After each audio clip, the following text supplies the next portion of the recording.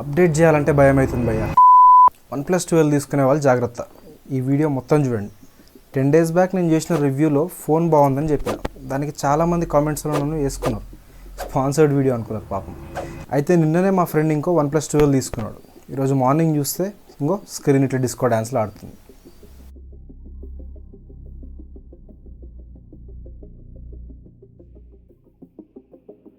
మళ్ళీ అదే ఇష్యూ. ఈసారి గ్రీన్ కలర్ లైన్స్ కాకుండా కలర్ లైన్లు డాట్లు అన్నీ వస్తున్నాయి. అరే జస్ట్ నిన్ననే కొన్న మొబైల్ ఇది. అసలు స్టోరీ ఏంటంటే నిన్న ఫోన్ తీసుకొని ఇంటికి పోయి సెటప్ చేస్తుంటే అప్డేట్ వచ్చింది. అప్డేట్ చేసి యూజ్ చేస్తుంటే ఫింగర్ ప్రింట్ గ్లిచ్ అవ్వడం స్టార్ట్ అయింది. సరేలే సాఫ్ట్వేర్ అప్డేట్ అయింది కదా ఇప్పుడే అని చెప్పి లైట్ తీసుకొని పడుకున్నాడు. పొద్దున్న లేచి చూస్తే ఇది పరిస్థితి. ఇక ఉన్న పనులన్నీ మానుకొని మార్నింగ్ 11కి స్టోర్ దగ్గరికి పోయినాం. షోరూమ్లో అడిగితే పైన 2nd floorలో సర్వీస్ సెంటర్ వెళ్ళండి అన్నారు.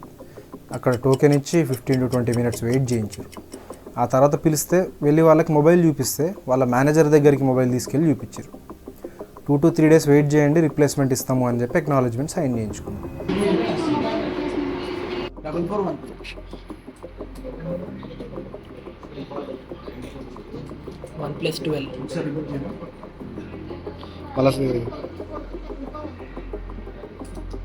Bill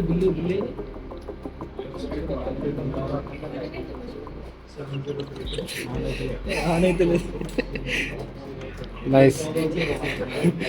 OnePlus 12 Hasselblad collaboration.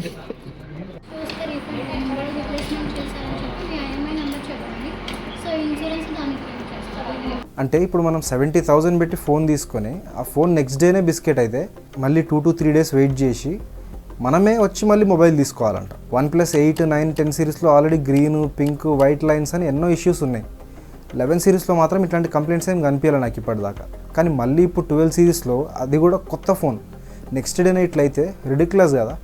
అసలు వీళ్ళ R&D డిపార్ట్మెంట్ ఏం చేస్తుందో మరి. రీసెంట్గా OnePlus 12Rలో కూడా ఇదే ఇష్యూ అయింది. టాప్ వేరియంట్లో UFS 4.0 అని చెప్పి 3.1 ప్రొవైడ్ చేశారు. ఆ మిస్టేక్ని కవర్ చేయడానికి డైరెక్ట్ అఫీషియల్ వెబ్సైట్లోనే స్పెసిఫికేషన్స్ని మార్చేసారు. UFS 4.0 కోసమే 6,000 ఎక్స్ట్రా పెట్టి కొన్నోడి పరిస్థితి ఏంది మరి ఇక్కడ. వాడిని మోసం చేసినట్టే కదా. ఈ స్క్రీన్ ఇష్యూ అన్ని OnePlus డివైసెస్లో లేదు. నా దగ్గర ఉన్న OnePlus 12లో ఏం ప్రాబ్లం రాలేదు ఇప్పటిదాకా.